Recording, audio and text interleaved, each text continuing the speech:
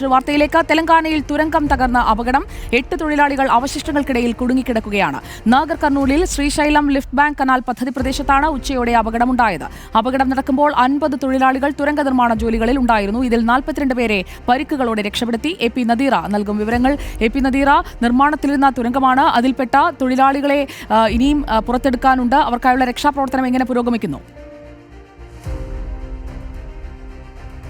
സുജയ, ഉച്ചയോടെയായിരുന്നു ഈ തുരങ്കത്തിന്റെ മുകൾ ഭാഗത്തുള്ള ഭാഗങ്ങൾ ഈ ജോലിയിൽ ഏർപ്പെട്ടിരുന്ന തൊഴിലാളികളുടെ പുറത്തെ പതിച്ചത്. ഇവർ അതിനകത്തെ 8 പേരാണിപ്പോൾ കുടുങ്ങിക്കിടക്കുന്നത്. ഇത് രക്ഷിച്ചെടുക്കുന്നതിനുള്ള ശ്രമങ്ങൾ ഇപ്പോൾ നടക്കുകയാണ്. തുരങ്കത്തിനകത്ത് നിന്ന് ഇവർ ഇപ്പോഴും അതിനകത്തെ പ്രശ്നങ്ങളില്ലാതെ ആണ് എന്നതാണ് പുറത്തേക്ക് വരുന്ന വിവരം. ഇവരെ കഴിയുന്നതും വേഗം പുറത്തേക്ക് എത്തിക്കാനുള്ള ശ്രമം നടത്തുകയാണെന്ന് തെലങ്കാന മന്ത്രിയായ ഉത്തം കുമാർ റെഡ്ഡി അറിയിക്കുകയും ചെയ്തിട്ടുണ്ട്. 8 തൊഴിലാളികളുടെ കാര്യമാണ് അദ്ദേഹം ഔദ്യോഗികമായി സ്ഥിരീകരിച്ചിരിക്കുന്നത് അകത്തുള്ളത്. ബാക്കി 42 പേരെയും രക്ഷിച്ചെടുക്കാൻ സാധിച്ചിട്ടുണ്ട്.